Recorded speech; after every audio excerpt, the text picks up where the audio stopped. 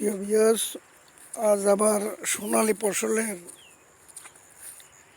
ধান উঠেছে কৃষকের ঘরে।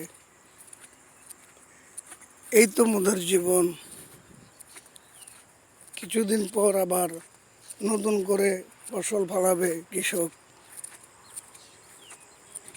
এই তাদের হাসি মুখ কিছুদিন পর পর খুবই উৎপন্ন দেখা যায়।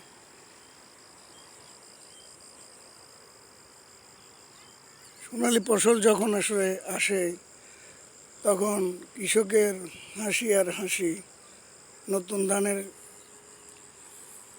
এবং নতুন চাউলের যে ঘ্রাণ, এতে কৃষক সবসময় খুশি থাকে।